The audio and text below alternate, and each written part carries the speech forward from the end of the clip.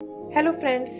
तो आज की हमारी स्टोरी एक ऑर्फन बर्ड के बारे में है जो झूठ बोलकर एक ग्रुप का हिस्सा बन जाता है और अब उसकी जिम्मेदारी है कि उसे इन सभी को अफ्रीका ले जाना होगा। तो चलिए देखते हैं उसकी एडवेंचरस जर्नी को। तो मूवी की शुरू में हम एक एग को देखते हैं जो लुढ़कता हुआ पास ही बने एक खंडर में आ गिरता है। जल्दी ही शेल तोड़कर वो एग से बाहर आ जाता है और इधर उधर अपने पेरेंट्स को ढूंढने लगता है, लेकिन उसे वहाँ कोई नजर नहीं आता। तभी उसके पास एक फ्रेंडली बग आती है जो समझ गई थी कि ये बेबी बर्ड एकदम अकेला है और ये देखकर वो खुद ही इसे पालने की सोचती है। प्यार से वो उसका नाम येलो रख देती है और हम देखते हैं कि वो बर्ड भी नए दोस्तों को पाकर बहुत खुश होता है। आगे का सीन कुछ टाइम बाद का है जहाँ येलो अब बड़ा हो चुका है, लेकिन अंदर से वो बहुत डरपोक है और इसीलिए बग उसे सरवाइव करने के तरीके सिखा रही है।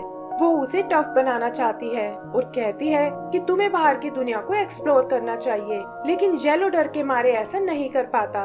यहीं दूसरी तरफ हम माइग्रेटरी बर्ड के एक ग्रुप को देखते हैं जहां डेल्फ नाम की बर्ड ग्रुप के बच्चों को स्टार्स की लोकेशन देखना सिखा रही है ताकि माइग्रेशन के वक्त ही उनके काम आ सके। वो बताती है कि स्टार्स देखकर तुम अपना रास्ता ढूंढ सकते हो और एक माइग्रेटरी बर्ड के लिए सीखना बहुत जरूरी है।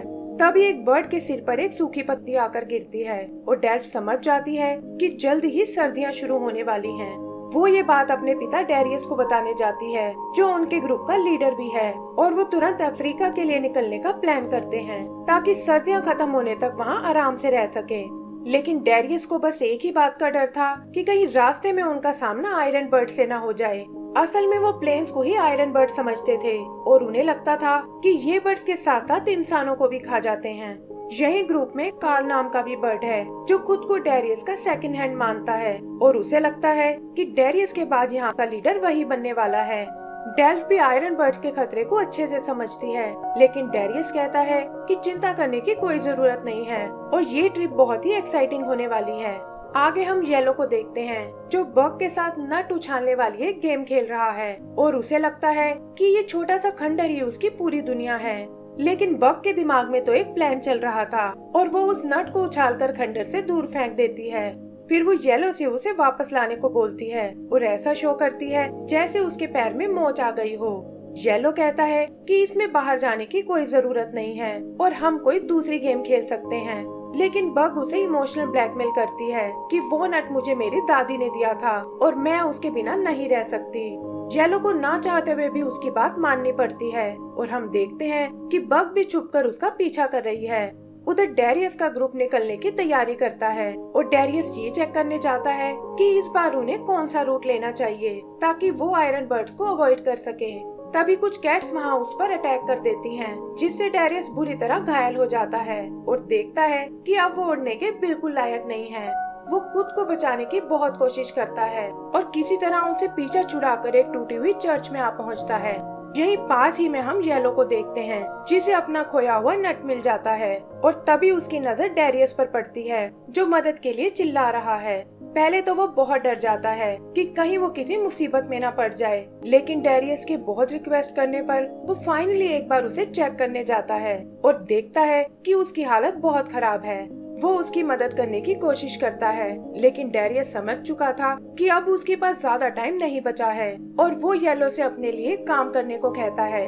वो उसे अपनी सिचुएशन समझाता है कि कैसे वो अपने ग्रुप को अफ्रीका ले जाने वाला था, लेकिन अब वो ऐसा नहीं कर पाएगा और इसीलिए येलो को उसके भतीजे काल तक एक मैसेज पहुंचाना होगा, क्योंकि अब वही है जो उनके ग्रुप को अफ्रीका ले जा सकता है। फिर वो काल के लिए अपना मैसेज देता है कि मैंने आयरन बर्ड्स के रूट को अच्छे से स्टडी किया है और हमारे रेगुलर रूट पर उनकी फ्रीक्वेंसी बहुत बढ़ गई है और इसीलिए अब उन्हें एक नया रास्ता लेना होगा। वो उसे नए रास्ते के कुछ लैंडमार्क्स के बारे में भी बताता है और हम देखते हैं कि येलो ये सब सुनकर पैनिक होने लगा है, क्योंकि वो इतनी सारी इंफॉर्मेशन को याद नहीं रख सकता था। तभी डेरियस को ढूंढते हुए उसका ग्रुप वहाँ आता है और वो देखते हैं कि डेरियस नीचे घायल पड़ा हुआ है। डेल्फ अपने पिता से बात करने आती है, लेकिन वो बस इतना कह पाता है कि तुम्हें इस येलो बर्ड की बात सुननी चाहिए और इतना कहकर वो दम तोड़ देता है। डेल्फ और बाकी बर्ड्स उसके जाने से बहुत दुखी होते हैं और तभी काल की नजर येलो पर पड़ती है। अब इससे पहले कि येलो उसे कुछ बता पाए, वहाँ उसकी फ्रेंड बग आ जाती है और कहती है कि डेरियस ने तुम्हारे बारे में सब बता दिया है कि कैसे तुम लोग अफ्रीका जाना चाहते हो, लेकिन उसके लिए तुम्हें इस येलो बर्ड की जरूरत पड़ेगी। इस पर काल कहता है कि ग्रुप में किसी नए बर्ड के लिए कोई जगह नहीं है, लेकिन बग उन्हें बताती है कि येलो ही अफ्रीका जाने का नया रास्ता जानता है, क्योंकि पुराने रास्ते पर तो आयरन बर्ड्स का खतरा है। डेल्फ को याद आता है कि उसके पिता ने भी उन्हें येलो की बात सुनने को कहा था, और इस पर बग कहती है कि यही तुम्हारे पिता की लास्ट विश थी कि येलो तुम्हें अफ्रीका तक ले जाए। येलो बग से चुप रहने को बोलता है कि ये तुम मुझे किस मुसीबत में डाल रही हो, और मुझे तो अफ्रीका जाने के बारे में कुछ नहीं पता। तब बग उसे बताती है कि तुम्हें बस डेरियस के बताए लैंडमार्क्स को ढूंढना होगा, और इस तरह तुम्हें भी अपना एक ग्रुप मिल जाएगा। काल उसे वो रूट खुद को बताने को कहता है, लेकिन येलो कहता है कि डेरियस ने ये जिम्मेदारी मुझे दी है और मैं अपने प्रॉमिस को नहीं तोड़ने वाला। वो बात कर ही रहे थे कि तभी वहाँ वो कैट्स आ जाती हैं और काल अपने ग्रुप को लेकर उड़ जाता है।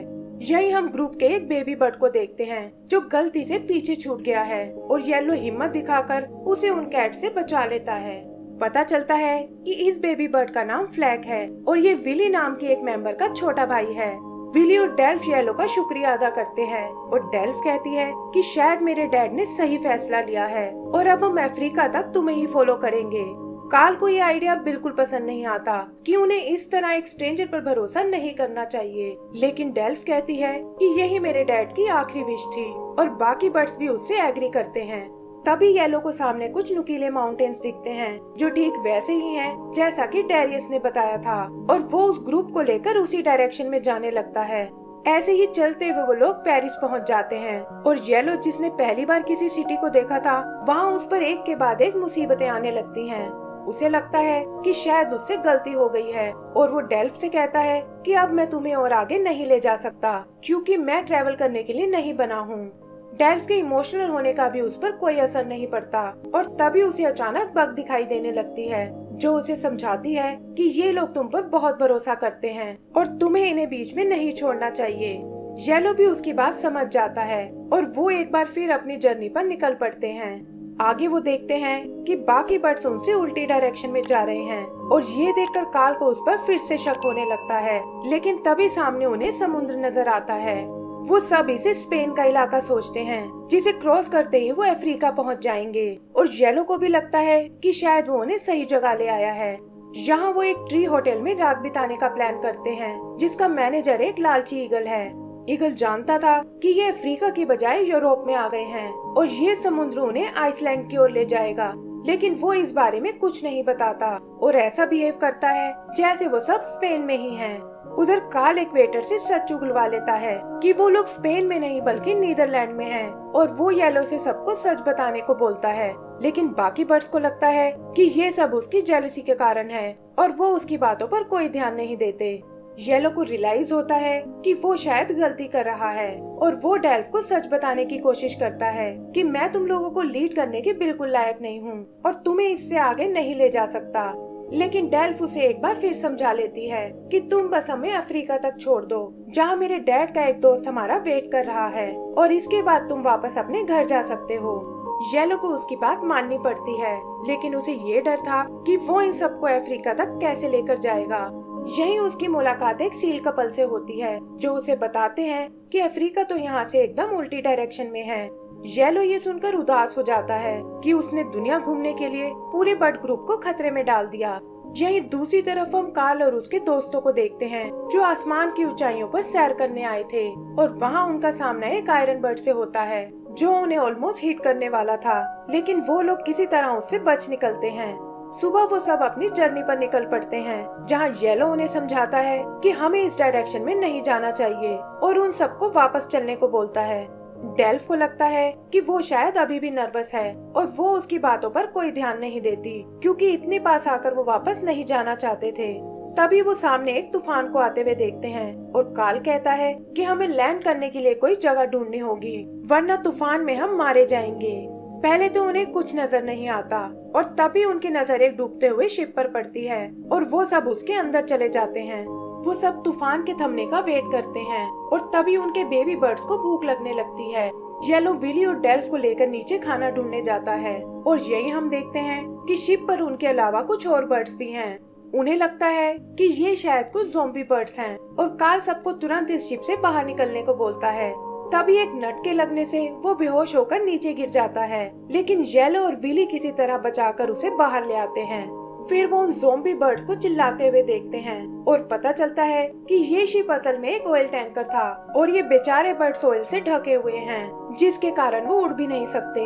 येलो उनकी मदद करने की सोचता है और वो लोग शिप से बंधी एक बोट को नीचे उतार देते हैं, जिससे उन ब्लैक बर्ड्स को भी बचने का एक जरिया मिल जाता है। फिर जल्दी ही वो उस तूफान के बाहर निकल आते हैं, लेकिन यहाँ उनका सामना नॉर्थ सी की ठंडी हवाओं से होता है और उसके साथ बहते हुए वो एक आइलैंड पर क्रैश हो जाते हैं। आँख खुलने पर वो देखते हैं कि यहाँ चारों तरफ बर्फ ही बर्फ है और वो समझ जाते हैं कि हम लोग आइसलैंड आ पहुँचे हैं।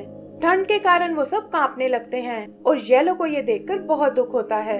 वो हिम्मत करके उन्हें सच्चाई बताता है कि डेरियस ने इस काम की जिम्मेदारी काल को ही दी थी, लेकिन मैंने झूठ बोलकर तुम्हें गुमराह कर दिया और मेरी इसी सेल्फिशनेस की वजह से आज तुम सब मुसीबत में हो। डेल्फ को ये सुनकर बहुत गुस्सा आता है कि हमने तुम पर दिल से भरोसा किया था, तो फिर तुम हमें धोखा कैसे दे सकते हो। येलो उसे यकीन दिलाता है कि मैं तुम्हें सच बताने ही वाला था, लेकिन डेल्फ उसकी ओर कोई ध्यान नहीं देती और ये देखकर येलो वहाँ से चला जाता है। जल्दी ही ठंड के कारण उसकी हालत खराब होने लगती है और तभी वो एक बार फिर बग को देखता है, जो उसे अपने पीछे आने को कहती है। येलो देखता है कि सामने तो एक एयरपोर्ट बना हुआ है और इससे उसे एक आइडिया आता है। फिर हम उसे ग्रुप के पास वापस आते हुए देखते हैं, जहाँ काल कहता है कि मैंने इससे बुरा आइडिया पहले कभी नहीं सुना। लेकिन येलो उन सबको लेकर एयरपोर्ट तक आता है और बताता है कि ये आयरन बर्ड्स बिल्कुल खतरनाक नहीं हैं और इंसान तो इनका यूज ट्रेवल करने के लिए करते हैं। काल को ये सब भी उसकी कोई चाल लगती है और वो कहता है कि हमें इसकी बात नहीं माननी चाहिए, वरना आयरन बर्ड हमें अपना शिकार बना लेंगे। येलो उन्हें भरोसा दिलाने के लिए खुद प्लेन पर जाने की सोचता है, लेकिन वो नहीं जानता था कि इनमें से अफ्रीका कौन सा प्लेन जाएगा।